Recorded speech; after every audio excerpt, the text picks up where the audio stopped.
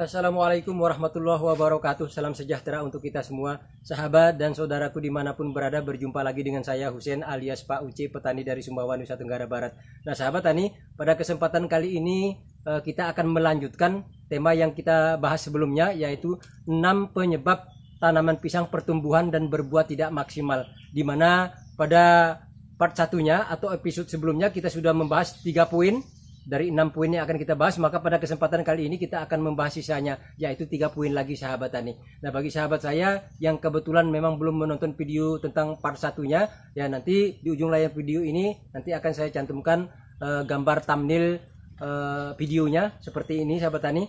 Nah, nanti bisa dicek. Nah sahabatku sekalian, sebelum saya lanjutkan, saya mohon dukungannya dengan menekan tombol subscribe. Bagi yang belum subscribe, jangan lupa juga aktifkan ikon lonceng notifikasinya agar nanti setiap saya upload video sahabat selalu lebih awal mendapatkan informasi. Jangan lupa juga like-nya, jika berkenan bisa share dan komen. Nah sahabatku sekalian, pada kesempatan kali ini kita akan langsung melanjutkan ke poin yang keempat, kelima dan keenam. Yuk kita mulai sahabat tani.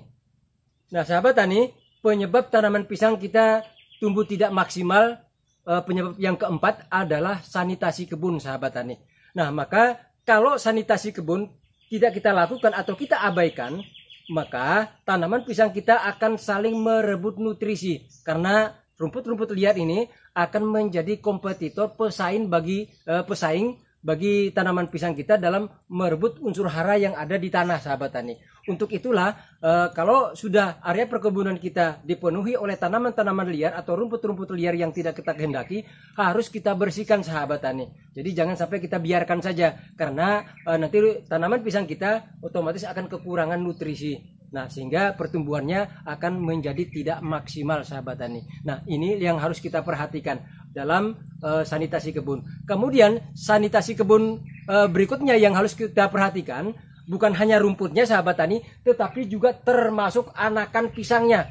Jadi anakan pisangnya itu juga akan menjadi pesaing bagi induk pisang kita yang akan kita persiapkan untuk berbuah. Maka dari itu anak pisang kita ya kita menyisakan ya cukup 2 saja sahabat tani, 2 anak saja kita sisakan ya, sehingga agar pertumbuhannya nanti tidak terpengaruh induk yang kita persiapkan untuk berbuah. Karena kalau anakannya kita biarkan banyak, maka sudah jelas barang tentu dia akan saling merebut nutrisi, sementara anaknya pun akan bergantung dan menempel pada induknya sahabat tani. Maka kita harus lakukan pemangkasan sisanya, jadi kita sisakan 2 saja. Kemudian di samping itu dalam sanitasi kebun, hal yang harus kita perhatikan juga termasuk pengurangan daripada daunnya ya, daun-daun tua ya, kita harus melakukan pemangkasan juga sahabat tani. Tentang cara memangkas anakan dan daun pisang juga sudah kita bahas sebelumnya, nanti ini bisa dicek di video ini, dan nanti gambar playlistnya juga akan kita tampilkan di ujung layar. Nah itu harus kita lakukan sahabat tani, sehingga daun-daun pisang ini kalau dia memang belum berbuah ya, daunnya bisa kita sisakan antara 8 sampai 10 pelepah daun. Tapi kalau yang sudah berbuah, kita bisa menyisakan antara 6 sampai 10, sehingga pertumbuhannya nanti bisa maksimal sahabat tani. Jadi ini poin yang pertama yang harus kita perhatikan, yaitu tentang tadi pembersihan rumputnya, kemudian memangkas anakannya kita sisakan cukup 2 saja, dan daunnya kita kurangin, termasuk juga pelepah-pelepah yang sudah mengering kita bersihkan, agar tanaman pisang kita selain juga pertumbuhannya maksimal juga sehat sahabat tani. Kemudian poin berikutnya, nah sahabat tani, penyebab kelima yaitu kekurangan air. Jadi kalau tanaman pisang kita kekurangan air, itu tetap tidak akan tumbuh maksimal sahabat tani, walaupun kita lakukan pemupukan.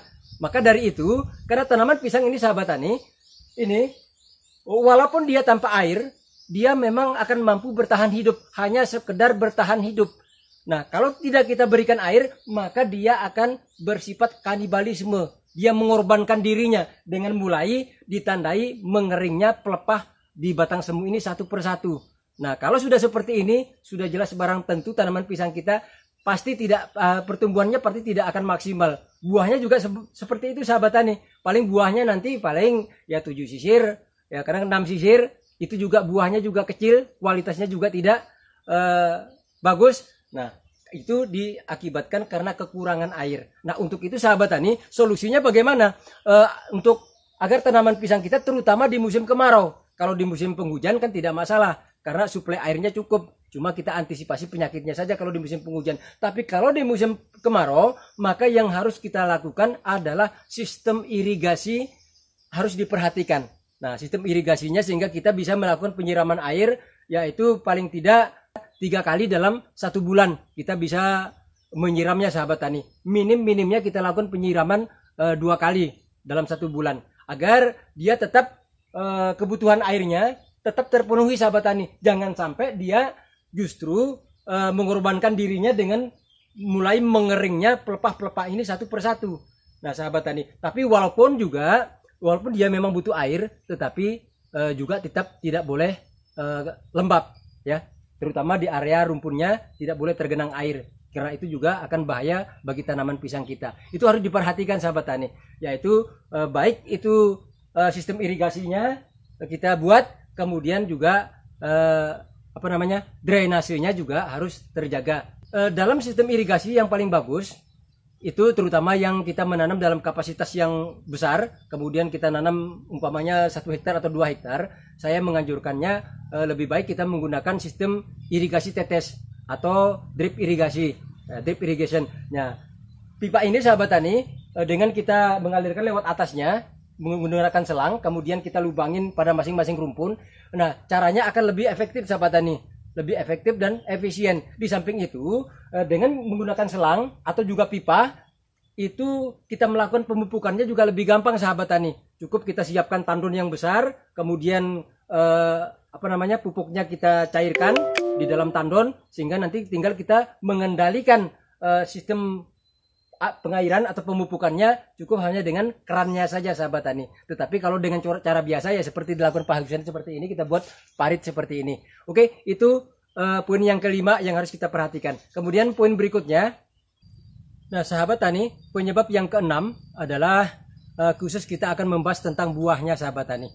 Nah, karena seringkali buah pisang kita kalau kita biarkan saja, dia begitu mulai keluar jantungnya, kita biarkan sampai tua, tidak kita rawat, tentu tidak akan maksimal sahabat tani. Maka kita membahas tentang buahnya ini agar betul-betul buah pisang kita itu betul-betul maksimal sahabat tani, baik dari segi kualitas maupun dari segi kuantitasnya, sehingga produktivitasnya akan lebih bagus dan tentunya akan berdampak kepada harganya nanti sahabat tani. Nah, untuk itu sahabatku sekalian, masalah buah pisang ini yang pertama harus kita lakukan adalah pada saat mulai keluarnya jantung. Ini harus kita perhatikan.